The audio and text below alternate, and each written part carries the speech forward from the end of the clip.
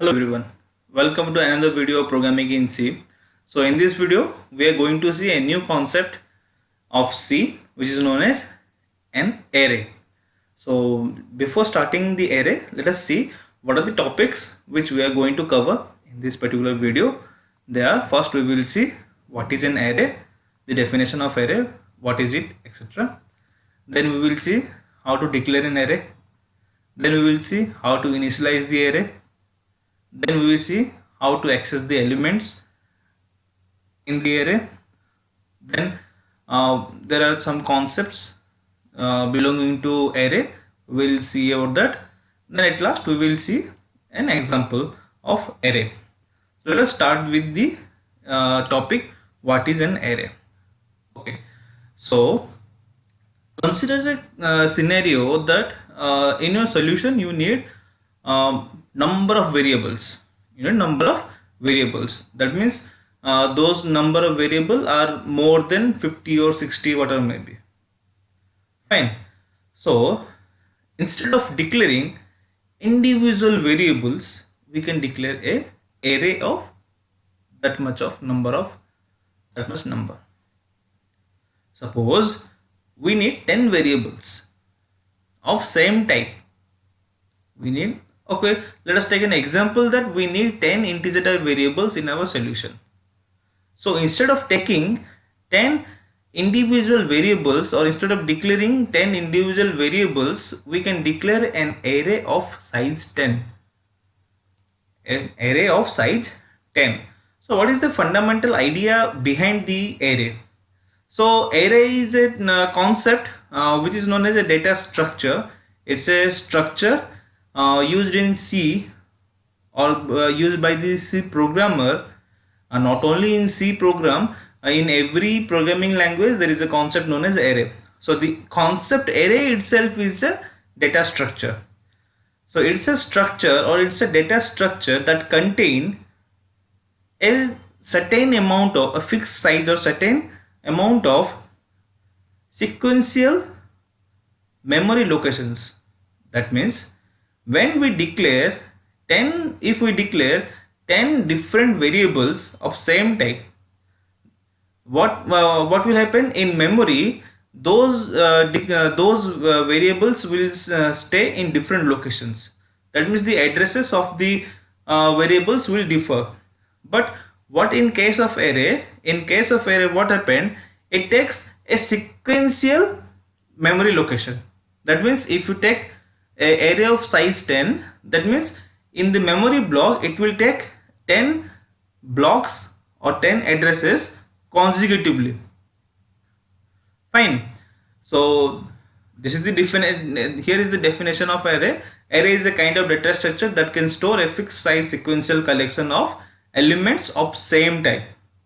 An array is used to store a collection of data, but it is often more useful to think of an array as a collection of variable of same type. That means if you will take an array of 10 of integer type, that means in each memory block, in each consecutive memory blocks, you can save only integer type. So in other sense, we can tell array is nothing, it's a collection of same type of variables under a single name. That means if we want to take 10 variables, separate variables, we have to give 10 separate names. But under a single name, we can access 10 different variables. That is known as a array. Fine. So in the figure you can see this is an array. There are memory blocks. Those memory blocks can be identified with an index number. Always the index number will start with 0. Fine. So the first index is 0. For the first element, the index number will be 0. So array is a combination of memory blocks. The lowest address is the first element and the highest address is the last element. So what happened actually here? Whenever you declare an array, or whenever you want an array, we will store data in the memory consecutively, not in different places. So if you let us take an example that if we will write int a comma b comma c comma d, that means int a is a variable, b is a variable, c is a variable, and d is a variable. So 4 variables, 4 names, and while inside the memory, what will happen, those memory blocks which will be assigned to those variables will not be nearby. In some place there will be a, in another place there will be a b, in some other place there will be c. So in the memory there are different sectors. In which sector what is that is secondary thing. Fine. So instead of taking 4 variables, if I will take an array of name a of size 4, then we have 4 variables, a of 0, a of 1, a of 2, and a of 3. So 0, 1, 2, 3, what are those? Those are the index number of that array. So that particular memory block, a long memory block containing 4 memories or 4 variables inside it. Using a single variable name, we can access the whole memory block. This is the primary or fundamental concept of array. So why the array is used? See, in some scenarios, there will be some scenario where we need a structure where we can contain a similar amount of, we can contain a same type of different values. So in those cases we need this data structure known as array. Fine. So let us now see how to declare an array. We know how to declare a variable. So let us see how to declare an array. So same as we are declaring the variable, how? Data type space variable name semicolon. Same here, we have to write data type, the array name, and within the square bracket the size of the array. Within the square bracket the size of the array. The single size of the array, it is the declaration of array. It is very simple how to declare an array. We all can declare an array very easily. There is no big deal. So what is the size? The size is that how many number of memory blocks we want to combine. How many number of memory blocks we want to combine. We have to remember that the size should be greater than 0. The size should be greater than 0. Otherwise it is a non. Also otherwise, if I will write size -1, so it's not a number that we can take. Okay, so the size should be greater than 0. There should be a variable array name and a type of array. What kind of array we are going to declare. Fine. Next, initialization of array. So we can initialize our array 2 type. So similarly, as we have seen in our variable type variables, we can also initialize variable in 2 types.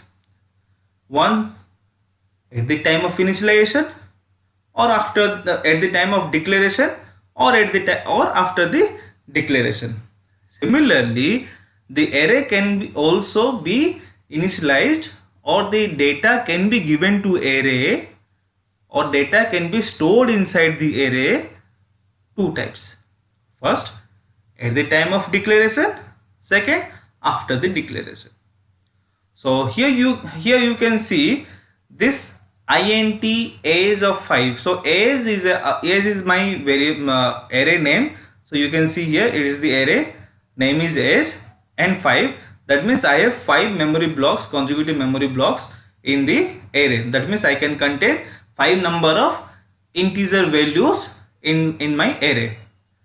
So at the time of declaration, equal to as we are writing int a is equal to 5. Similarly, we can write int age of 5 is equal to within curly braces we have to give the values.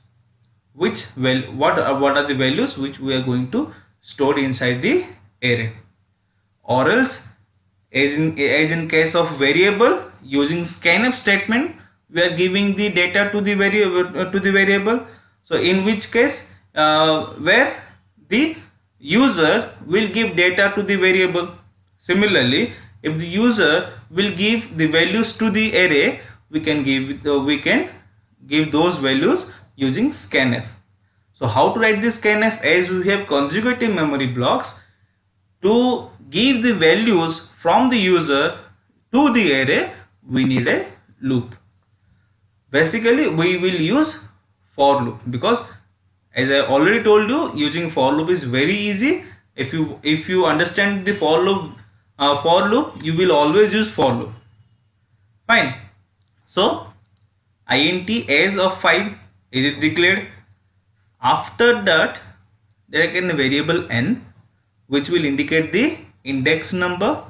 You can take I, you can take j, you can take x, whatever may be. Start a for loop from 0 to the highest index number 5. That means as it is highest index number 4, so as the size is 5, we can write n is equal to 0 semicolon n less than 5. That means it will go until n is equal to 4. N is equal to 4. So you can see 0, 1, 2, 3, 4. So how many values? Those are 5 values. Fine. Array of 5. That is why n is taken from 0 to 4. That means n is less than 5. Then n plus plus, within that curly braces of for loop we will write scanf %ld ampersand age. Within the square bracket we have to write n. So why the n? Because it will indicate the index number of that particular array. Fine. Index number of that particular array. So what happens when the process starts, or when you are starting, when the user will start giving values to the array, at the first iteration the n value will be 0. That means whatever may be the data given by the user will be stored at age of 0. That means this, in this place it will be stored in this place, age of 0. Fine. If I will tell age of 3, that means age, this is the age, and 3, that means index value is 3. So this one, like this we can give, or we can initialize the array. So now see how to access the data from the array. Same as I told you, a of 3, that means age of 3, that means it will access the 4th value inside the array. So to store it we need another variable. So as an example I have written here int a is equal to age of 3. That means the above statement will take the 4th element from the array and assign the value to the variable a. Assign the value to the variable a. If I will write here age of 2, that means the third variable or the third value will be taken and assigned to the variable a. Similarly, age of 5, which is invalid, because we have here age of 0, age of 1, age of 2, age of 3, age of 4. 5 values only we have. We don't have age of 5. If you write here age of 5, that means in the at the time of compilation only it will not give an array, because the syntax is very clear, but at the runtime it will give an error that value not found. There are no values. Fine. So this is the basic concept of array. What is array, how to declare the array, how to initialize the array, and how to access the value from the array. So in the case, if you want to print the whole array, same as we have seen in our previous slide. See, to initialize the whole array we have used the for loop. Similarly, if you want to access all the elements or you want to print all the elements inside the array, use that same for loop. Instead of the scanf statement, write printf. Instead of scanf, write printf. Nothing else. Everything is same. Instead of writing scanf, just write printf. Printf %ld, omit the ampersand, a is of within bracket n. Fine, we will see in an example how to do it. Fine. So the next one is the different concept about an array. So we have some concept linking to array, multidimensional array, passing array to the function, returning array from the function. Fine. So there are three concepts which we have related to array. So let me tell you, in the example, as I shown in the example, a is of 5. That is a single dimension array because we have only one single line. So what is multi-dimension array? Here is the multi-dimension array. We have two things. See, the simplest form of multi-dimension array is the two-dimension array. A two-dimension array is a list of one-dimensional array. A multiple list of one-dimensional array. To declare a two-dimensional array, the size is written two types, x and y. So we can take x-axis and y-axis. If we take x-axis and y-axis, similarly in size we will write two things, x and y. X is for rows, y is for columns. We can take example of matrix. Okay, so matrix is a two-dimensional array. If you want to store a matrix, or you want to do some program, or you want to do some solution where matrix is included, so for those programs, for to store the matrix or to do anything on the matrix, we need a two-dimensional array where there will be a row value, there will be a column value, and we can store the data in rows and columns. Fine. So here you can see type, that means data type, array name, then x, y. X is for row and y is for column. So here you can say row 0, row 1, row 2, column 0, column 1, column 2, column 3. The same thing that the row index or the column index will start from 0 only. If I will write here x, if the x value is 3 and y value is 4, then this diagram will be accurate.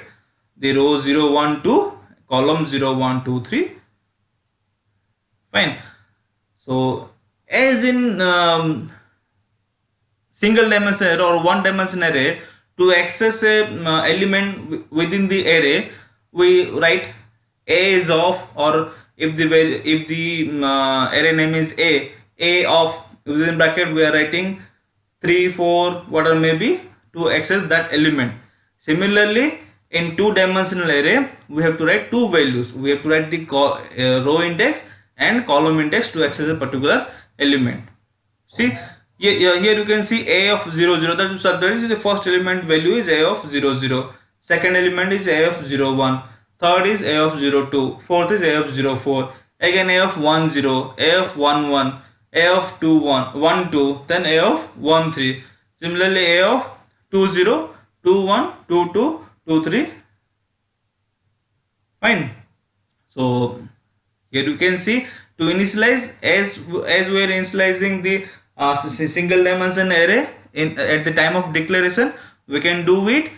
So here is the example to store the data inside the two-dimensional array in two ways, at the time of declaration or after the declaration. Fine.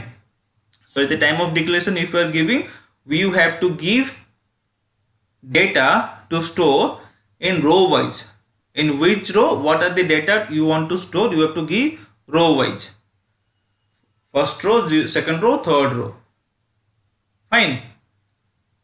Same to print it, as I told, or to access it, there we have written int a is equal to a is of 3. Here we will write int a is equal to a of 2 3. That means a of 2 3. That means it will access the fourth element of third row. Fourth element of third row, because 3 is the column index and 2 is the row index. As 2 is the row index, it is third row. As 3 is the column index, it is fourth column. That means it will access the data which is in fourth column and third row. Fine. So the next thing are to pass the array to a function and get the array from the function. So passing the array as a parameter is not a big deal. You can pass the array as a parameter as we are passing the variables in the array, the variables in the function. In the same way, there is no difference. So in the parameters, instead of writing int a, we can write int a of within bracket the size. Similarly, getting back the return type or the getting back the value from the function to the main function, as we are in as we have seen in function, the return type, the functions with return type same. Whenever you are writing the whenever you want to return an array from the function, just return that array name. It will happen. The thing is that if you are returning the array in the main function, you also need an array to capture it. Where we as we have seen in the function video, that to get the value from a function, whatever may be the type of data we are returning from the function, that type of variable we need in a main function to access it or to store it. Similarly, if you are returning an array from a function, you need another array in the main function to store it. Fine. So at last, we will see an example. We will write a small C program to declare, initialize, input and print the array elements. Okay, let us go and see. So here we are in our compiler. As I already told you, the compiler name is dev C++, and you will find the download link in the description area. So here is this small program to declare array, accept number from the user to the array and print the numbers inside the array, the whole array and a single element. So here you can see my array name is ARR and size is 10. That means I will take 10 number of elements, or the array can contain maximum 10 number of integer values. And for the index or for the indexing, as I already told you in for loop, whenever you are writing any program using for loop, keep a extra variable of integer type for loop independently. So here I have taken int for loop. So the first message to the user, printf enter element in the array. Then using a for loop, the I value started from 0 and the termination condition or the loop condition is I less than 10, and incrementing I plus plus, I have written scanf %ld ampersand of ARR of I. Fine.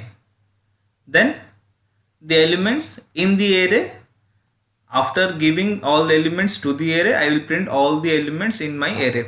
So the same for loop, instead of writing scanf statement, I will add the printf statement. Here you can see printf %ld ARR of I. So if you want to print a single element, here it is printf %ld ARR of within bracket the index of the particular element. Fine. So let us now compile this program, run this program and see how the output are coming, or how you can give input to the array. So here is the compiling. Here it is compiling. Compilation is done. Now run it. So according to the program, it will first ask enter elements in the array. Fine, it will ask enter element in the array. So how to enter elements in the array? Whenever you are giving data to variables, if there are number of variables, we are writing, if there are two variables a and b, then we can write to give those numbers, we can write 2 space 4 enter, right? Similarly here also, if it is n 10 number of variable or 10 number of elements can be stored inside the array, we can write 10 numbers giving spaces. At the end of 10th number we can give enter, or otherwise we can give enter after every entry. Okay, so here the element the array size is 10, that means it can capable of keeping 10 number of integer values. So let us give serial numbers so that we can identify it. So serial number 1 enter, 2 enter, 3 enter, 4 enter, 5 enter, 6 enter, 7 8 9 and 10. That means this much number only can store inside this array. So when you press enter, automatically other statements will be executed. So press enter, see. So what is written here, you can see, first we are printing all elements in the array. So this is elements in array are 1 2 3 4 5 6 7 8 9 10. Then at the end I have written printf to only the index number 2, that means 0 1 2, that means the third element. So what is the third element? Third element is 3. So here you can see 3 is output. So for this particular single line, output is 3. Fine. So like this we can declare array, we can initialize array, we can give data to the array, we can access any element from the array, or we can access the whole array as a whole. We can access the array as a whole. So in this video, this much only for the concept known as array. So remember that array is a data structure which is enclosed with every programming language nowadays. So every high level language have a concept of array. Fine. So the different problems and the solution using array, I will post the videos later on. So for the next video, there is a new concept known as pointer, which is very important and very crucial, because if you miss the pointer, then you cannot understand C, or if you don't know pointer, anybody will tell you that you don't know C, because pointer is very important not only for C but for other programming languages also. Pointer is very important. Once you have understood the concept of pointer, that means then you can do any program very easily. Fine. So the concept of pointer we will see in the next video. In this video the concept of array. Fine. So till the next video, do like and share my video, subscribe my channel. If you have any query, just comment me. Thank you.